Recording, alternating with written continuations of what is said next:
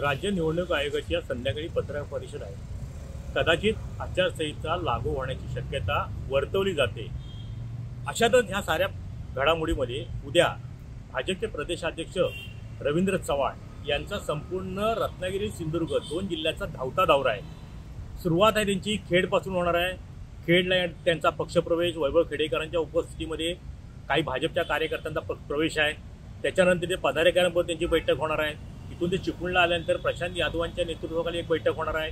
तिथे भाजपच्या काही पदाधिकाऱ्यांचा प्रवेश होणार आहे आणि त्याच्यानंतर ते रत्नागिरीमध्ये येणार आहेत। रत्नागिरीमधून पुन्हा ते विमानतळावर जाऊन सावंतवाडीत जाणार। सावंतवाडीतून विशाल परब यांच्या कार्यालयाचं उद्घाटन असा एकंदरीत रवींद्र चव्हाणांचा हा दौरा महत्त्वाचा मानला जातोय। कारण निवडणुकीच्या पार्श्वभूमीवरती रवींद्र चव्हाण प्रदेशाध्यक्ष झाल्यानंतर पहिल्यांदा ते रत्नागिरीत येत आहेत। कार्यकर्त्यांमध्ये उत्साह आहे। पदाधिकारी त्यांच्या स्वागताची जय्यत तयारी करतायत।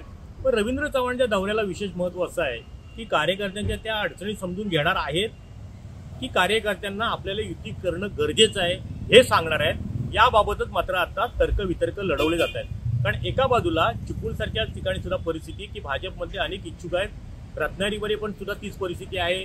खेडमध्ये सुद्धा वैभव खेडेकर रामदासभाई तितकं शक्य नाही आहे। वैभव खेडेकर आता भाजपमध्ये गेलेत, तिकडे प्रशांत यादव भाजपमध्ये गेलेत, त्यामुळे भाजपला कुठेतरी थोडीफार त्या ठिकाणी बळकटी आली। एकंदरीतच रवींद्र चव्हाणांचा दौरा हा कार्यकर्त्यांच्या दृष्टीने म्हणा किंवा निवडणुकीच्या दृष्टीने अतिशय महत्त्वाचा मानला जातोय। कारण रवींद्र चव्हाण हे पक्ष संघटनेच्या बाबतीत फार काटेकोरपण असतात।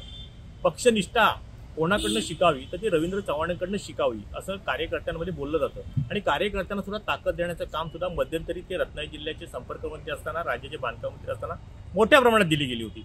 त्यामुळे उद्याच्या दौऱ्यामध्ये ते भाजपच्या प्रदेश रत्नागिरीच्या भाजपच्या कार्यालयात ते येणार आहेत, पदाधिकाऱ्यांशी चर्चा करणार आहेत आणि त्यांच्या अडचणी समजून घेणार आहेत। पण ते नेमकं काय करणार आहेत? रवींद्र चव्हाणांचा दौरा खरोखरच धावता आहे। त्याच्यामध्ये ते संघटनेला पक्षाच्या कार्यकर्त्यांना युतीबाबत आपल्याला समझोता करावा लागेल किंवा कार्यकर्त्यांच्या भावना लक्षात घेऊन त्या वरिष्ठांकडे पाठवल्यानंतर ते युतीचा निर्णय होणार आहे। कारण उदय सामंतांना युती या जिल्ह्यामध्ये महायुती होईल असं अपेक्षित आहे। चिपळूणमध्ये परिस्थिती जरा वेगळी आहे। तिथे शेखर निकम राष्ट्रवादी काँग्रेसचे आहेत। तिथे परत चिपळूण शहरामध्ये सुद्धा भाजपकडनं सध्या आता एक नाव चर्चेत आहे म्हणजे मोहन मिरगल हे सुद्धा कुठेतरी निवडणूक नगराध्यक्ष निवडणुकीच्या तयारीला लागले। ते निवडणूक लढवणार, ते कुठून लढवणार ते आजही सांगत नाही आहेत।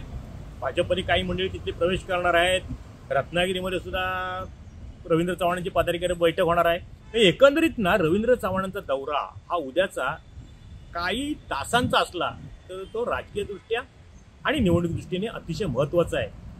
मिळालेल्या माहितीनुसार रवींद्र चव्हाण कदाचित कार्यकर्त्यांना आपल्याला युती करावी लागेल यासाठी काही मार्गदर्शन करतील असंही बोललं जात आहे।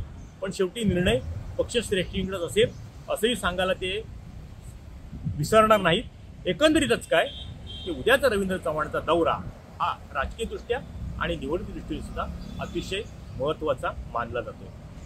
टाइम डिजिटल करता किशोर मोरे, रत्नागिरी। टाइम्स डिजिटलला लाईक करा, शेअर करा, सबस्क्राईब करा आणि बेल आयकॉन दाबायला विसरू नका। Times digital.